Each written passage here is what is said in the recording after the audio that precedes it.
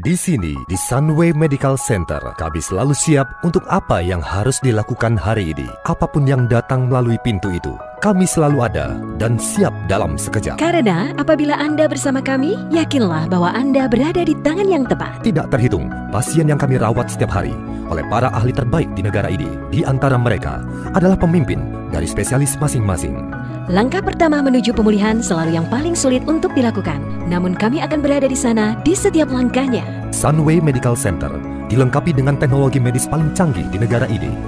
Memberikan prosedur medis dari para ahli, mulai dari perawatan kanker hingga berbagai operasi umum dengan pendekatan minimal invasif. Menghapus akar masalah kesehatan Anda segera dengan presisi dan efektivitas. Semua demi kenyamanan pasien, sehingga mereka dapat sembuh lebih cepat, beristirahat dengan baik, dan lebih singkat tinggal di rumah sakit. Kami ingin mendapatkan pasien kami kembali berdiri dan kembali ke kehidupannya. Tidak perlu mengeluarkan biaya untuk menyediakan peralatan rehabilitasi yang canggih, karena kesembuhan tidak ternilai harganya. Pusat keunggulan kami yang lengkap selalu mudah diakses lewat ujung jari Anda. Setiap unit diperlengkapi untuk memenuhi setiap kebutuhan spesifik Anda, memberikan mereka perawatan primer terbaik yang kami tawarkan. Sunway Medical Center juga merupakan bagian integral dari kota pintar yang terus berkembang, mendapatkan pengalaman yang berbeda. Bersenang-senang di bawah sinar matahari, Bersantai di sepanjang hari. memberikan pendidikan berkualitas kelas dunia. Semua yang Anda butuhkan ada di sini dalam jangkauan tangan. Kami telah melewati banyak hal dengan para pasien. Tapi apakah yang membuat kami tetap terus berjalan adalah mengetahui bahwa kami membuat perubahan. Dan apa yang membuat hari-hari kami menjadi lebih ceria adalah melihat pasien kami keluar rumah sakit dengan tersenyum. Lebih baik daripada ketika mereka masuk.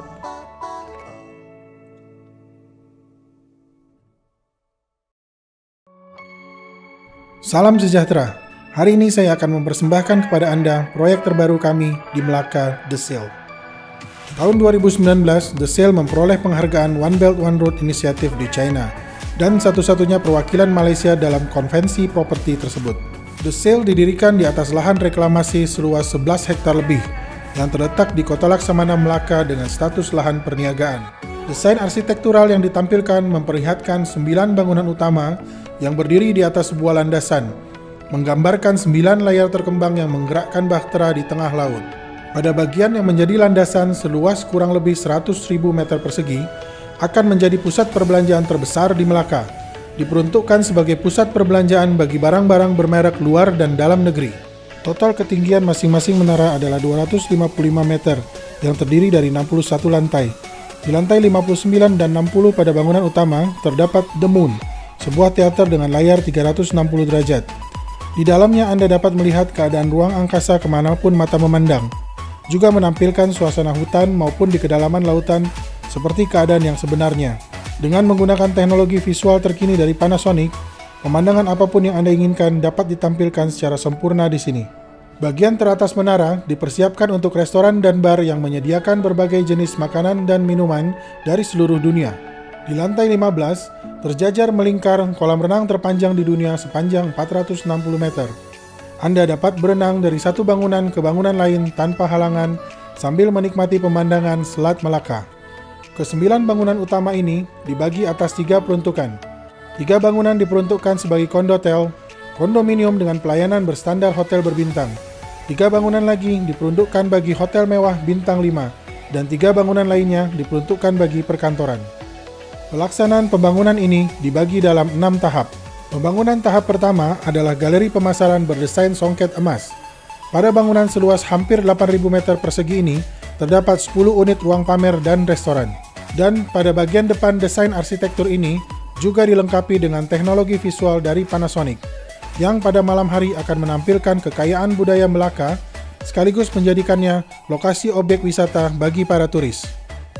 Dan sekarang, mari kita kembali ke atas, tepatnya ke lantai 59 dan 60 yang didesain menjadi sebuah jembatan berbentuk cincin yang menghubungkan ke 9 menara serta menciptakan konsep globalisasi yang disebut Unity Skyring. Kami mempersiapkannya bagi orang-orang dari berbagai negara, Dan saat ini telah bergabung dengan kami antara lain dari Hong Kong, Beijing, Shanghai, dan Jepang. Terlihat dari sisi luar, seperti inilah penampakan keseluruhan Unity Skyring yang menakjubkan. Taman bertajuk Sky Garden yang indah terletak di lantai 15, yang juga terdapat sebuah aula konferensi. Aula ini dapat menampung 4.500 orang untuk sebuah pameran, expo, bahkan konser besar bertaraf internasional. Sekarang saya akan bawa Anda kembali ke lantai dasar, menuju ke bagian belakang dari mega proyek ini. Di sini kami mempersiapkan 72 unit pertokoan 4 lantai yang dilengkapi dengan lift di setiap bangunan. Pertokoan ini dibagi dalam 3 tema budaya, yaitu Timur, Barat, dan Malaysia. Data statistik tahun 2019 menyebutkan bahwa sebanyak 18 juta turis datang ke Melaka setiap tahunnya. Lokasi wisata Jonker Street saat ini sudah sangat padat dan tidak akan dapat lagi menampung para turis. Oleh karena itu, kami bangun lokasi berlatar belakang kekayaan budaya Melaka bagi para turis tersebut. Bangunan berwarna putih ini merepresentasikan budaya barat yang diwakili oleh Portugis, Belanda, dan Inggris. Bangunan dengan warna yang lebih gelap merepresentasikan budaya timur yang diwakili oleh Jepang dan Korea. Dan bangunan berwarna merah ini tentu saja merepresentasikan percampuran kebudayaan Melayu, Cina, dan India, yaitu kebudayaan Baba Nyonya Malaysia. Selanjutnya, mari kita lihat proyek ini secara keseluruhan. Lanskapnya memiliki desain yang futuristik namun modern, yang memberikan esensi sebuah taman modern yang dirancang dengan memenuhi rasio Green Building Index. Proyek ramah lingkungan ini menerapkan sistem pengangkutan limbah otomatis melalui pipa yang digerakkan oleh udara dan dilengkapi dengan sistem penampungan air hujan. Desain kamar berstandar bintang 5 yang mewah ini menggunakan lantai marmer dengan tembok berhiaskan ornamen berwarna emas dan desain jendela yang lebar mengarah ke Selat Melaka. Dan seluruh kamar mandi didesain dan dilengkapi dengan perlengkapan yang memberikan kenyamanan dan keamanan terbaik dari merek-merek internasional seperti Toto, Kohler, dan Yale. Sebagai penutup, saya berharap penjelasan saya tadi dapat memberikan gambaran yang cukup menarik. Sekali lagi, saya ingin mengucapkan terima kasih atas waktu yang diberikan pada saya untuk mempersembahkan The Sail Melaka, kebanggaan era globalisasi. Terima kasih.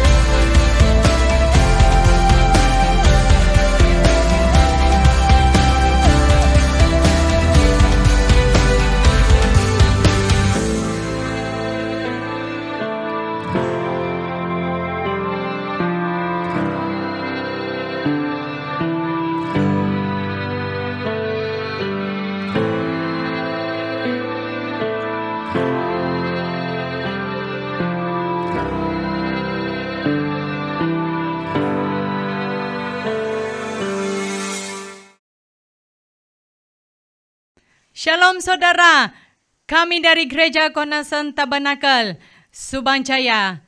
Sebuah sukacita jika hari ini kami boleh menyembah bersama. Kami menjemput setiap saudara. Mari kita datang, siapkan hati kita bagi Tuhan kita. Mari yang di rumah ataupun di mana kamu berada, mari kita sama-sama memuji dan menyembah Tuhan. Amin.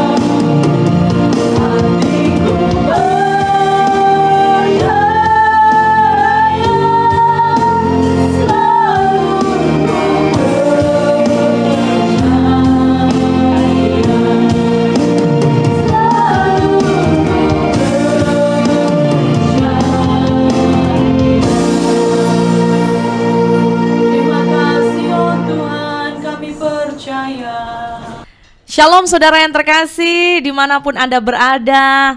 Sebuah sukacita jikalau hari ini kembali lagi kita boleh belajar akan kebenaran firman Tuhan. Saya juga mengucapkan terima kasih dan puji Tuhan untuk kepercayaan Tuhan kepada khususnya FKUKI yang ada di Indonesia, khususnya yang ada di Malaysia ya, yang sudah memberi kesempatan kepada saya untuk menyampaikan firman Tuhan. Sebelumnya mari kita akan berdoa saudara. Tuhan, kami mengucap syukur buat hari ini ya Tuhan. Kami berdoa biar anugerah-Mu membuat kami semuanya tetap ada dan kuat hari-hari ini. Terima kasih Tuhan, jika hari ini kami diberi peluang untuk kami diisi akan kebenaran firman-Mu. Biarlah hari ini menjadi hari kemenangan untuk setiap kami. Bersabdalah Tuhan, dalam nama Yesus kami berdoa. Haleluya. Amin. Amin. Saudara yang terkasih, saya mau bertanya untuk setiap kita. Apakah di masa pandemik ini Anda masih mencintai Yesus? Apakah di masa pandemik ini Anda masih bisa bersyukur? Saya berdoa agar setiap kita mari buka hatimu. Apa yang saya mau share pada hari ini, satu topik ya saudara, untuk kita mau belajar, yaitu menang dalam perlombaan. Sekali lagi, menang di dalam perlombaan. Coba jikalau engkau duduk bersama dengan keluargamu, coba tanya, apakah engkau mau menang di dalam perlombaan? Haleluya. Saudara, namanya saja perlombaan, pasti ada yang namanya menang dan kalah. Mana yang Anda pilih? Jika saudara memilih untuk menang, mari saya mau mengajak setiap kita masuk lebih dalam lagi. Kita akan buka dalam Ibrani 12 ayat 1 hingga 3. Saya yakin ini ayat sangat familiar, sudah biasa untuk kita. Ibrani 12 ayat 1 sampai 3 berkata, karena kita mempunyai banyak saksi, bagaikan awan yang mengelilingi kita. Marilah kita menanggalkan semua beban dan dosa, dan yang begitu merintangi kita, dan berlomba dengan tekun dalam perlombaan yang diwajibkan bagi kita. Marilah kita melakukannya dengan mata yang tertuju kepada Yesus, yang memimpin kita dalam iman, dan yang membawa iman kita itu kepada kesempurnaan, yang dengan mengabaikan kehinaan tekun memikul salib, ganti sukacita yang disediakan bagi Dia yang sekarang duduk di sebelah kanan tahta Allah. Ingatlah selalu akan Dia yang tekun menanggung bantahan yang sehebat itu terhadap dirinya dari pihak orang-orang berdosa, supaya jangan kamu menjadi lemah dan putus asa.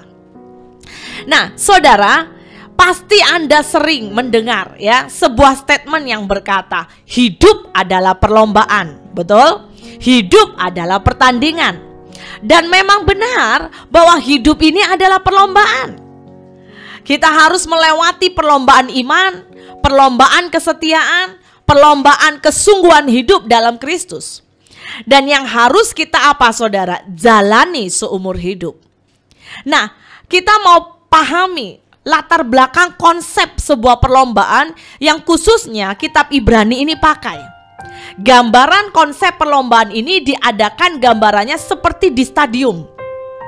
Jadi ada sebuah perlombaan yang hari itu dibuat di tengah-tengah, dan di sekelilingnya itu banyak sekali penonton.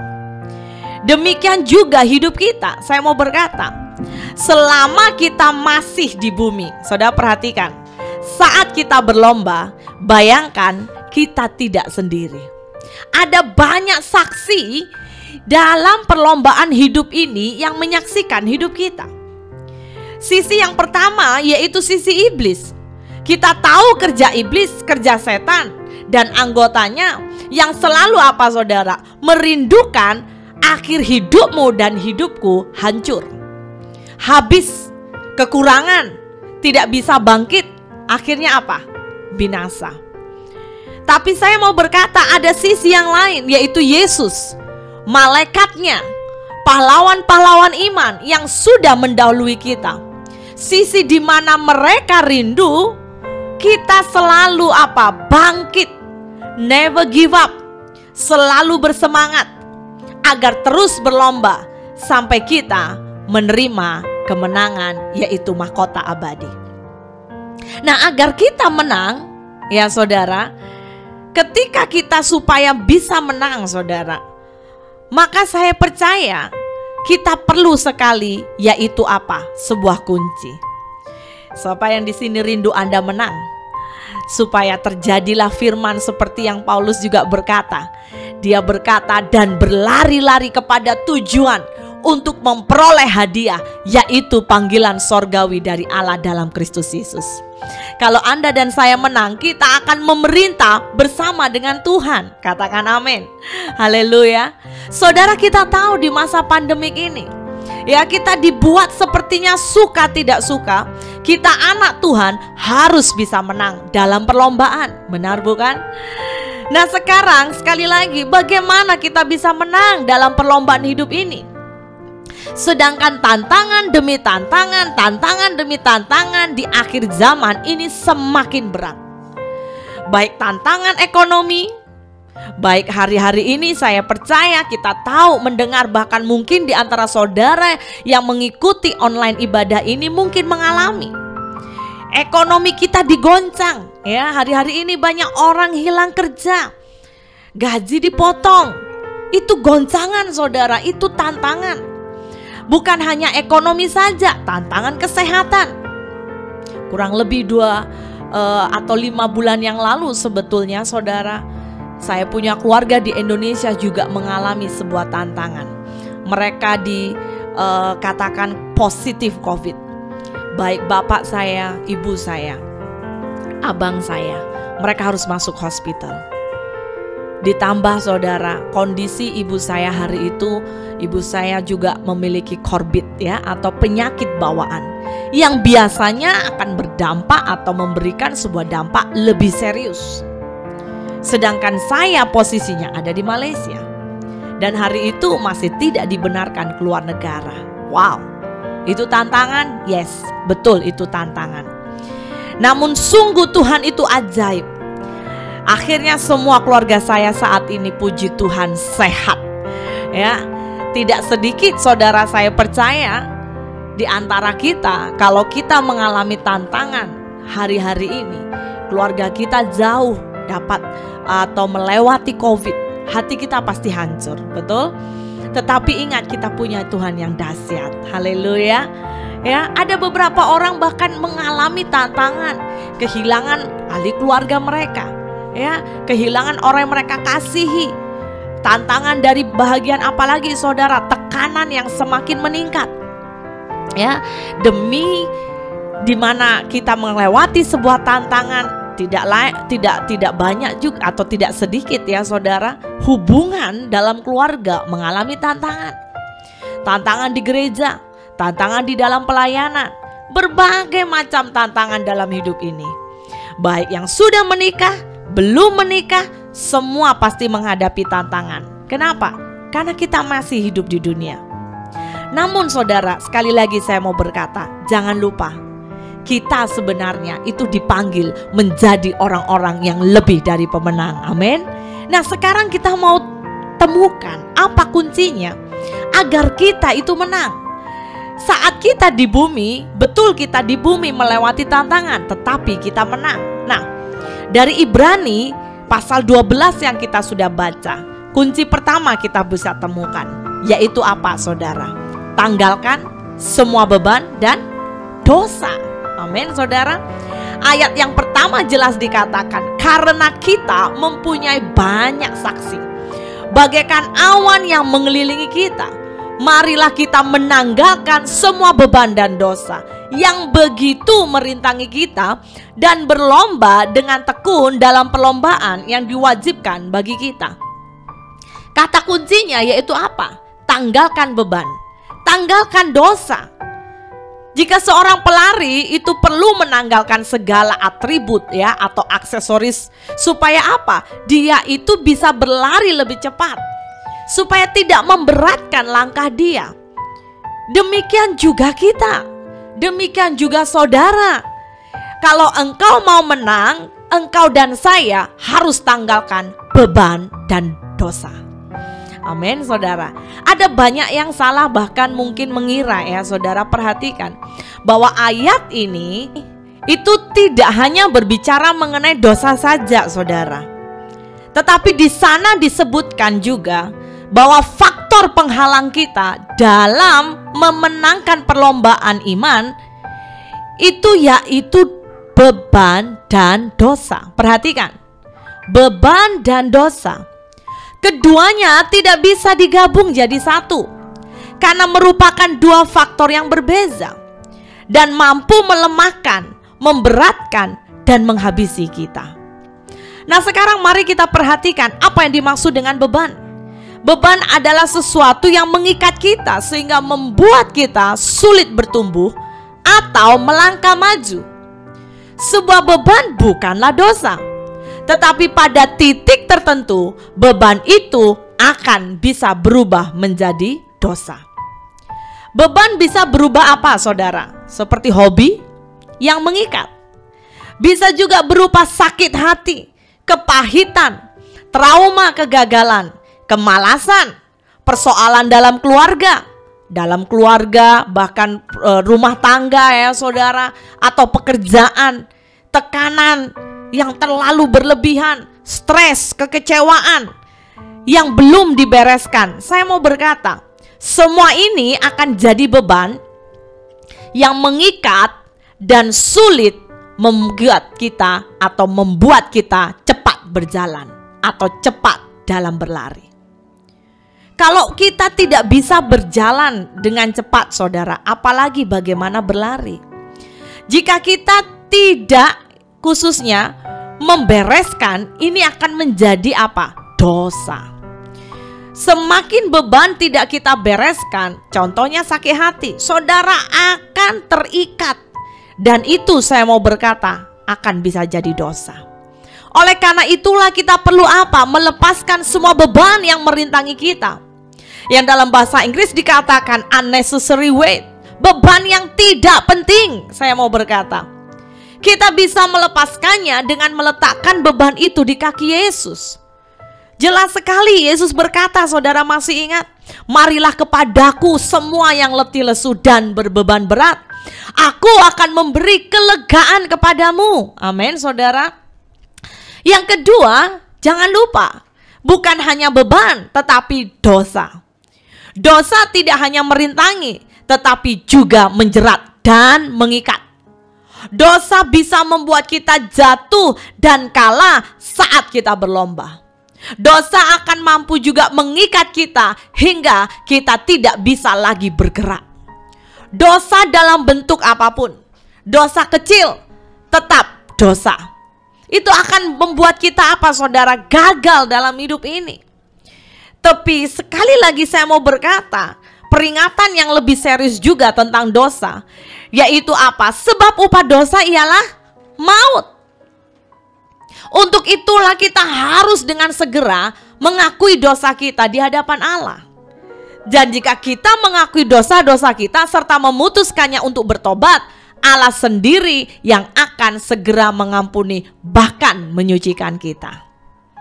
Saudara perhatikan, 1 Yohanes 1 ayat 9 berkata, jika kita mengaku dosa kita, maka Ia adalah setia dan adil. Amin. Sehingga Ia akan mengampuni segala dosa kita dan menyucikan kita dari segala kejahatan. Saya melihat ada sisi positif juga di masa pandemik ini. Kalau kita mau merenungkan dan buka hati, pandemik, saya melihat ini seperti adalah sebuah musim di mana bisa dipakai Tuhan sebagai musim apa, saudara? Musim atau masa untuk apa? Pengujian iman. Musim untuk pengujian kesetiaan kita, atau masa yaitu di mana kita masuk dalam pemurnian, pembelajaran, sebuah masa pemberesan, masa pembersihan. Sama seperti ranting-ranting kecil. Kalau ranting-ranting kering atau kecil ya, yang kering, saudara, dikatakan bahwa ranting-ranting kering dibersihkan agar tujuannya apa? Supaya berbuah lebih lebat. Ya, nampaknya sakit ya saudara, tapi ini sebenarnya masa persiapan kita mempelainya, untuk kita naik dan siap bertemu dengan mempelai pria Yesus Kristus. Bagus sakit sekarang daripada sakit selama-lamanya. Setuju saudara? Siapa yang setuju katakan amin. Jadi mari buat pemberesan di hadapan Tuhan. Langkah pertama untuk melepaskan diri dari belenggu dosa adalah menghadapkan diri kita kepada kebenaran itu sendiri. Satu kata saya mau berkata, jujur. Mari belajar jujur dengan diri kita. Belajar jujur dengan manusia di sekitar kita. Dan belajar jujur di hadapan Tuhan. Ini diawali dengan sebuah kesadaran diri kita, bahwa kita sadar kita salah. Di Alkitab ada seorang bernama Daud. Ya, kita tahu bahwa setelah Raja Daud berbuat dosa perzinahan dengan Batseba hari itu, maka dia mengakui dosanya dengan jujur.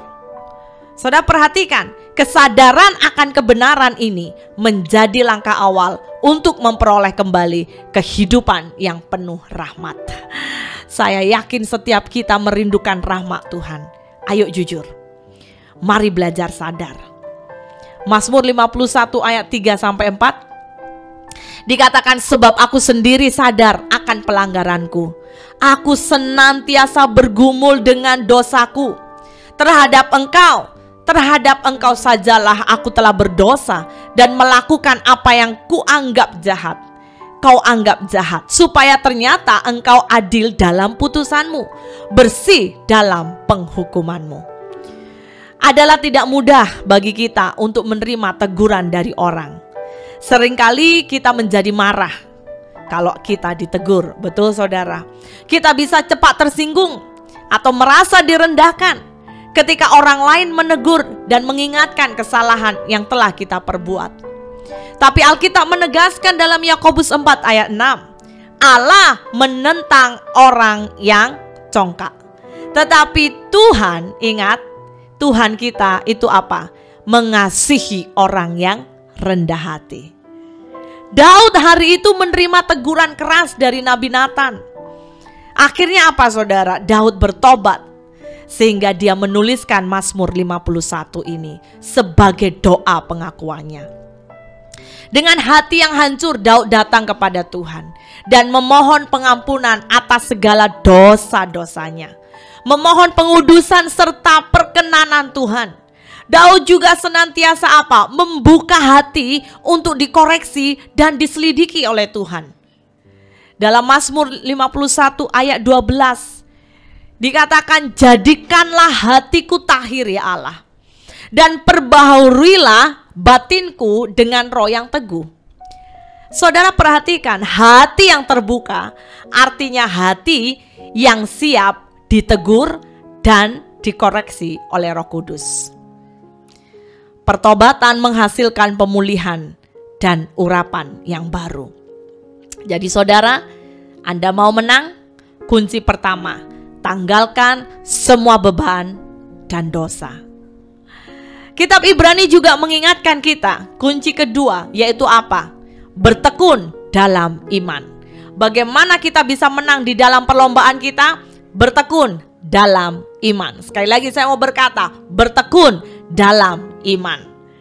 Dalam Ibrani 12 tadi, 1b berkata, jelas dikatakan berlomba dengan tekun dalam perlombaan yang diwajibkan bagi kita. Nah saudara, saya mau kita lebih menyoroti dalam Ibrani 12 ayat 1 hingga 3. Sebanyak 3 kali kata tekun itu diulang, dan diulang.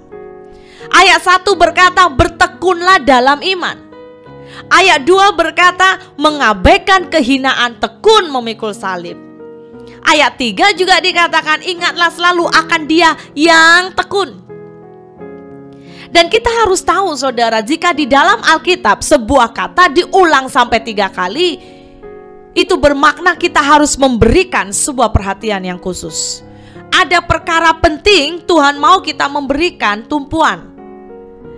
Kata Yunani untuk tekun ini berarti yaitu menjalani penderitaan dengan sabar. Wow, sudahkah engkau tekun hari ini? Ya, saudara perhatikan, Wahyu 14 ayat 12 berkata, yang penting di sini ialah ketekunan orang-orang kudus yang menuruti perintah Allah dan iman kepada Yesus. Yang penting di sini ketekunan kita, yang menuruti perintah Tuhan dan iman kita. Yang penting di sini apa, saudara? Bukan hartamu, bukan kecantikanmu, bukan namamu, bukan rumah mewah atau posisi dan semua gelar yang kau miliki. Tetapi yang penting di sini Tuhan mau berkata, ketekunan kita untuk taat akan firman Tuhan dan iman kita. Amin, saudara. Kolose 1 ayat 23 berkata, sebab itu kamu harus bertekun dalam iman, tetap teguh dan tidak bergoncang, dan jangan mau digeser dari pengharapan Injil. Perhatikan ini penting. Ya, dikatakan jangan mau digeser dari pengharapan Injil yang telah kamu dengar dan yang telah dikabarkan di seluruh alam di bawah langit, dan yang aku ini Paulus telah menjadi pelayannya. Kolose 1 ayat 23 ini jelas dikatakan bertekun dalam iman. Amin. Tetap teguh dan tidak tergoncang. Jangan Anda mau digeser dari pengharapanmu. Amin, saudara. Jangan pernah. Apapun yang terjadi, dunia boleh bergoncang, tapi biar iman kita tetap teguh. Amin. Tekun itu adalah apa? Keputusan. Anda harus putuskan. Tekun adalah sebuah ketetapan hati yang kuat untuk bersungguh-sungguh. Di dalam ketekunan ada sebuah apa? Kerajinan. Anda juga orang yang bahkan kalau engkau tekun, Anda harus tuntaskan apapun yang kau kerjakan sampai selesai. Orang tekun tidak pernah akan mudah mendua hati. Perhatikan. Orang yang tekun tidak mudah mendua hati. Ia adalah seorang yang fokus, dia konsisten dan tidak mudah putus asa terhadap apa yang sedang dikerjakannya. Firman Tuhan menjelaskan bahwa orang yang tekun saja yang akan menghasilkan buah. Saya mau baca buat kita. Perhatikan di rumah. Lukas 8 ayat 15. Yang jatuh di tanah yang baik itu ialah orang yang setelah mendengar firman itu menyimpannya dalam hati yang baik dan mengeluarkan buah dalam ketekunan. Kalau Anda dikenal sebagai tanah yang subur, firman yang kau terima selama hidupmu, mari simpan di dalam hatimu. Lakukan sampai engkau bisa mengeluarkan buah dalam ketekunan. Bahkan saudara, akan ada berkat yang ajaib juga. Yakobus 5 ayat 8 sampai 11 berkata, kamu juga harus bersabar dan harus meneguhkan hatimu.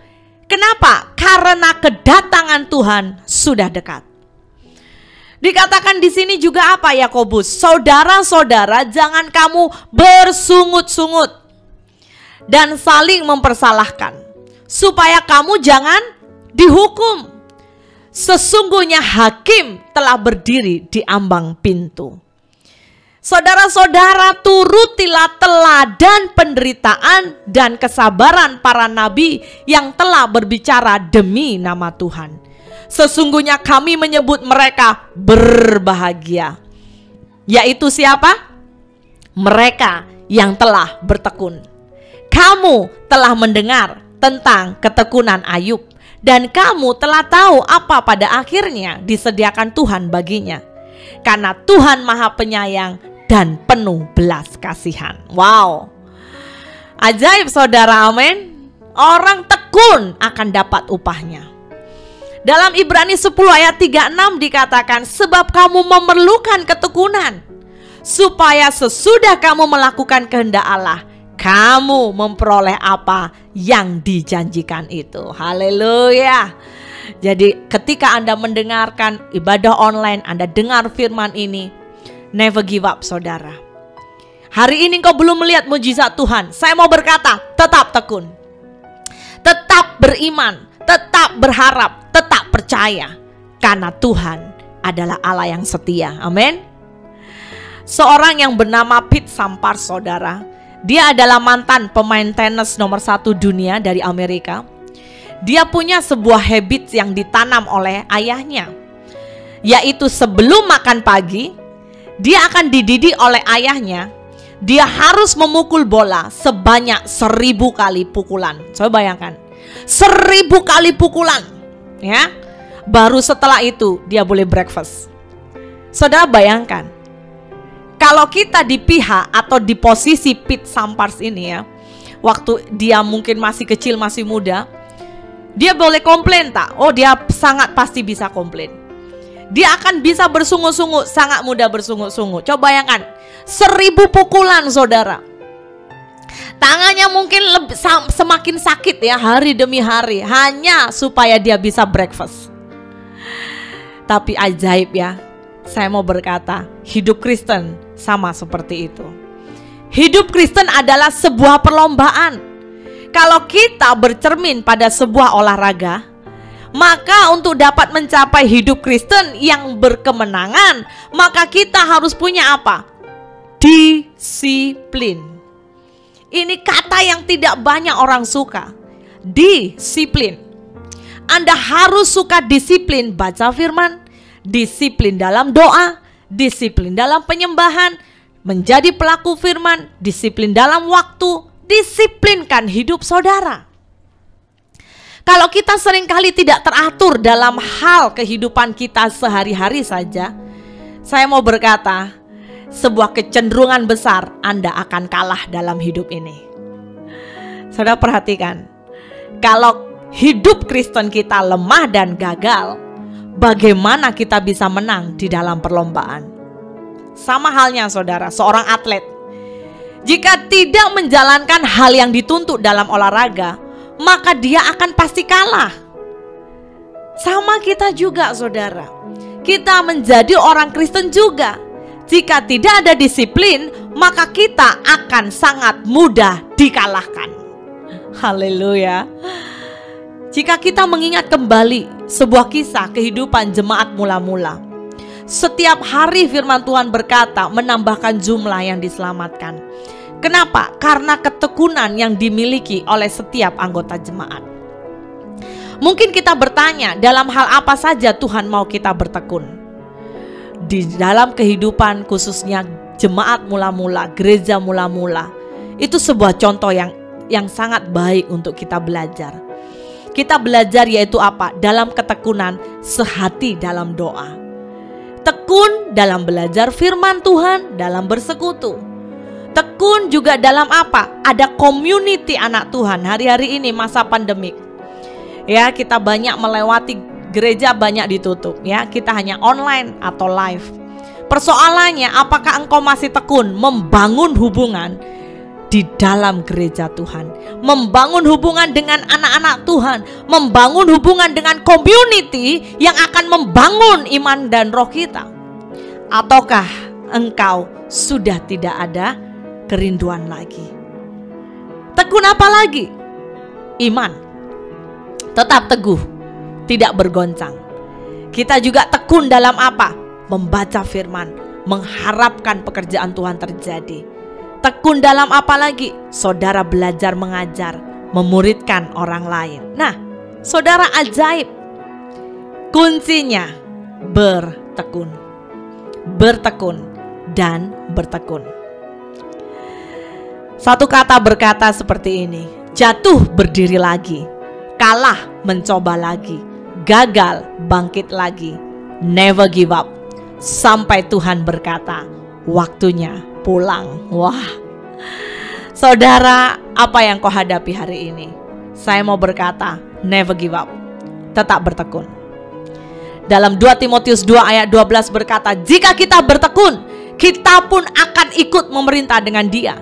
Jika kita menyangkal dia, dia pun akan menyangkal kita. Nah, perhatikan betapa pentingnya bertekun dalam iman.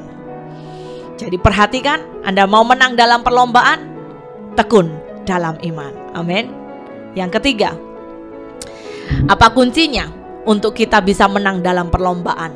Ayat 2 hingga 3 dikatakan, marilah kita melakukannya dengan mata yang tertuju kepada Yesus yang memimpin kita dalam iman, dan yang membawa iman kita itu kepada kesempurnaan, yang dengan mengabaikan kehinaan tekun memikul salib ganti sukacita yang disediakan bagi Dia yang sekarang duduk di sebelah kanan tahta Allah. Saudara, ingatlah selalu akan Dia yang tekun menanggung bantahan yang sehebat itu terhadap dirinya dari pihak orang-orang berdosa, supaya jangan kau menjadi lemah dan putus asa. Saudara, saya mau saudara lihat gambar kuda memakai kacamata. Kacamata yang dipakaikan kepada kuda itu punya makna, saudara. Kacamata ini namanya horse blinders atau Wirkles. Alat ini digunakan sebetulnya untuk mencegah kuda melihat hal yang ada di belakang dan di sampingnya. Dengan tujuan apa? Agar kuda ini fokus, ya saudara, supaya dia tidak teralihkan, tidak panik. Sama hari-hari ini di antara saudara yang pelayanan khususnya di online atau live, saya yakin saudara diajar atau kita belajar fokus pada kamera. Betul saudara? Ayo fokus kepada kamera, ya. Di dalam hidup ini kadang-kadang kita tidak pernah berpikir, saya pribadi juga, ya. Sampai satu masa di mana saat ini kita harus belajar pelayanan fokus di kamera. Wow. Itu tidak mudah. Kita tidak melihat orang yang bisa mendengar kita, tetapi kita fokus di kamera. Wow. Diperlukan sebuah apa? Usaha. Amin saudara, sama dengan kita. Mari tetap percaya, ya, dan buat matamu fokus pada Yesus. Kunci kemenangan kita yang ketiga Anda harus pegang ini. Hidup kita harus fokus pada Yesus. Yaitu perkara yang sangat penting. Kalau kita lihat kisah Petrus, masih ingat saudara? Ketika Petrus melihat Yesus, ya, dia melihat Yesus jalan di atas air. Hari itu, wow, Petrus juga ingin mengalami seperti Yesus. Dia mau merasakan yang namanya berjalan di atas air. Sehingga dia berkata, aku mau. Dan Yesus berkata, come, datang Petrus. Waktu hari itu Petrus fokus. Dia bisa jalan? Bisa. Dia jalan di atas air. Tetapi perhatikan saudara, ketika dia mulai merasa badai, dia merasa angin topan, dia mulai hampir tenggelam. Wow. Saya mau bertanya, apakah pandanganmu hari ini masih fokus pada Yesus? Atau engkau fokus kepada masalahmu? Iblis sering mengintimidasi kita. Iblis sering melemahkan kita. Iblis bahkan sering menyindir kita. Oh, dosamu terlalu besar, gak bisa diampuni. Kamu tidak cukup bertobat. Kamu tidak akan bisa tahan sampai akhir. Kamu tidak memiliki yang namanya sukacita. Kamu gak ada harapan. Sakitmu akan membuat engkau mati. Bla bla bla bla bla. Ada banyak intimidasi yang iblis berikan. Dan saya mau berkata, engkau harus fokus ke Tuhan. Engkau harus fokus ke Yesus. Jangan fokus kepada suara-suara yang negatif dari iblis. Amin saudara. Amsal 24 ayat 10 berkata, jika engkau tawar hati pada masa kesesakan, kecillah kekuatanmu. Nah ini perhatikan. Iblis itu paling suka membuat kita tawar hati. Iblis paling suka membuat kita takut. Iblis paling suka membuat kita tidak ada harapan. Dokter vonis engkau sakit, akhirnya engkau begitu ketakutan. Padahal Roh Kudus berkata, ada harapan dalam Kristus. Amin. Ayat firman Tuhan ada banyak yang memberi janji-janji. Ayo perkatakan itu. Mulai hari ini, mari fokus. Imajinasikan saudara, saya mau berkata, jika ada seorang pemain bola, saat dia bermain saudara, oh dia sangat seru, serius bermain. Tiba-tiba dia meninggalkan lapangan dan lari menuju ke tandas karena sakit perut. Saya mau bertanya, fokusnya hilang tidak? Seketika fokusnya akan berubah. Yaitu apa? Bukan lagi bola yang dia kejar, tapi tandas yang dia cari. Ya. Mana tandas? Mana tandas? Kenapa? Sebuah dorongan dari perutnya menyuruh dia mencari tandas. Saudara bayangkan, ada juga pula jika seorang pelari saudara, Dia berlari dengan begitu kuatnya. Dia sudah mau mencapai garis finish. Tiba-tiba dia melirik di sebelah samping kanan, ada gadis cantik lewat. Dan saudara, apa yang terjadi? Akhirnya fokus dia bisa hilang. Dia tidak bisa melihat yang namanya garis finish itu, tetapi dia mulai apa saudara? Melihat gadis cantik itu. Matanya akan mulai hilang dari pandangan fokus dia. Dia tidak melihat ke depan, dia tidak melihat garis finish, tetapi dia kalah oleh karena gadis cantik itu. Akhirnya apa? Dia kalah. Dia kalah. Dia tidak bisa menang. Saudara, saya percaya pemandangan-pemandangan seperti ini tentu saja hampir tidak mungkin ya ketika kita menjadi penonton melihatnya. Tapi ingat, ini kebenaran. Fokus itu penting. Fokus yang pesong akan membuat fokus itu lemah. Yang bisa berubah-ubah arah akan membuat kita gagal. Dalam dunia olahraga seperti itu sama. Dalam dunia bisnis apalagi sama juga. Ya, apalagi saya mau berkata, dalam menjalani perlombaan menuju kemenangan dalam kerajaan Allah. Wow. Hari itu saudara bayangkan, contohnya bangsa Israel.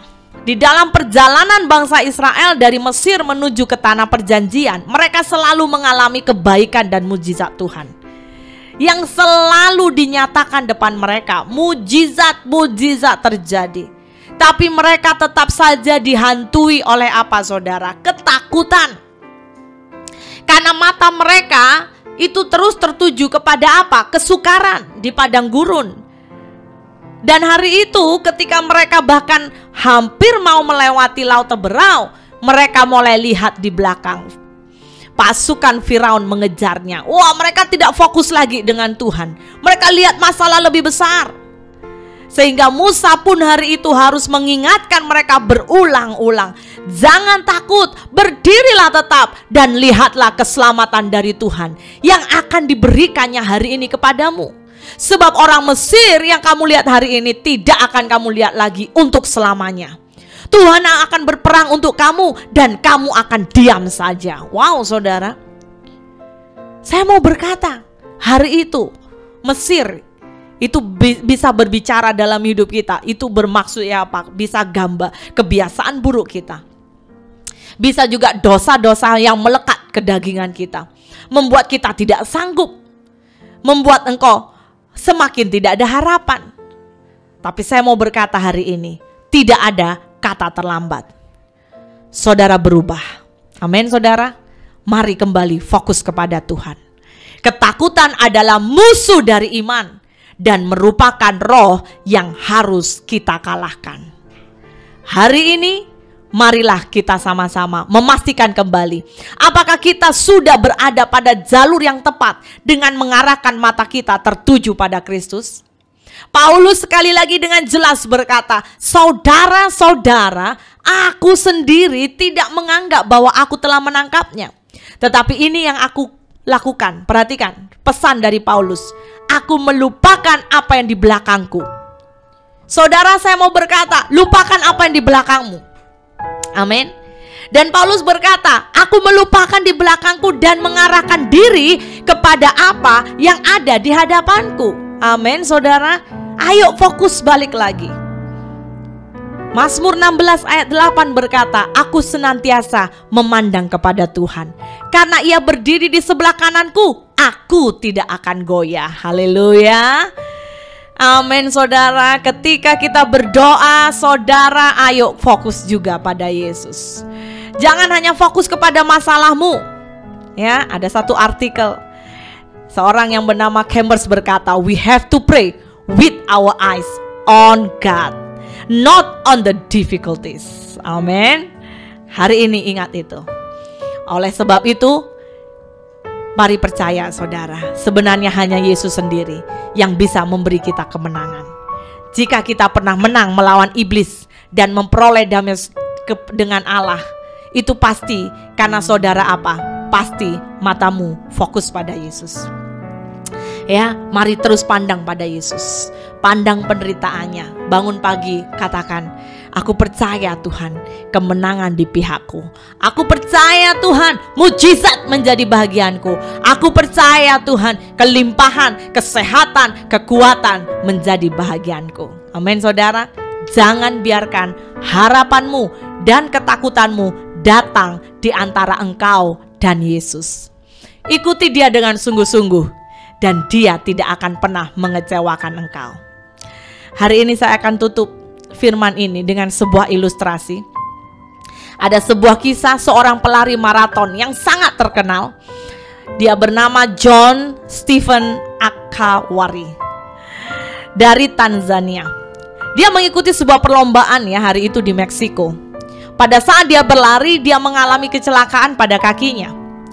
Hal ini menyebabkan dia mengalami kesulitan untuk meneruskan perlombaannya. Namun dia tetap berlari. Setelah semua pelari mencapai garis finish, dia baru sampai ke garis finish 1 jam kemudian. Ketika wartawan bertanya, mengapa engkau tidak berhenti dalam kondisi kaki yang cedera? Saudara tahu jawabannya apa? Orang sangat kagum dengan jawabannya. Dia berkata, "My country did not send me 5,000 miles to start the race. They sent me 5,000 miles to finish the race." Seorang pelari Olimpik, Summer Olympic 1968. Jawabannya ajaib.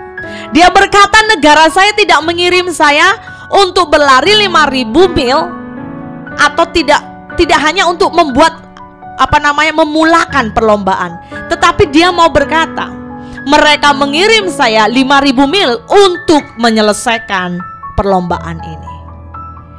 Saudara yang terkasih, dari ilustrasi ini saya mau berkata, kita sebagai orang Kristen, kita dipanggil untuk tidak hanya memulai perlombaan, tetapi Tuhan juga mau Anda dan saya, kita juga bisa menyelesaikan perlombaan ini dengan baik. Amin saudara. Ibrani 10 ayat 23 berkata, marilah kita teguh berpegang pada pengakuan tentang pengharapan kita, sebab Ia yang menjanjikannya setia. Haleluya. Hari ini saya mau berdoa untuk setiap saudara, dimanapun kau berada. Mungkin hari ini kau mengalami sebuah depresi, mungkin kau mengalami sebuah hati di mana tidak ada harapan. Tapi dengar, kalau engkau mau menang, yang pertama Tuhan mengingatkan buat kita, yaitu apa saudara? Jangan lupa 3 perkara ini. Amin saudara. Karena Tuhan tidak mau kita kalah terhadap perlombaan ini. Saya berdoa agar Anda tetap dikuatkan di dalam Tuhan Kristus Yesus kita. Jangan lupa, dan jangan lupa, engkau tidak sendiri. Tanggalkan beban, tanggalkan dosa, tetap bertekun dalam iman, dan fokus pada Yesus. Tuhan akan siap memberkati engkau. Mari saudara siapkan hatimu di hadapan Tuhan, karena hanya dari Tuhanlah pertolongan kita. Hanya di dalam Dialah ada ketenangan. Haleluya.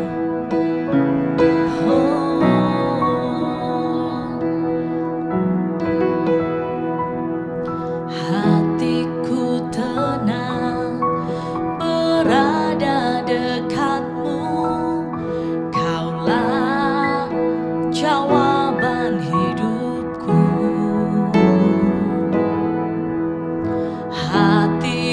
tenang berada dekat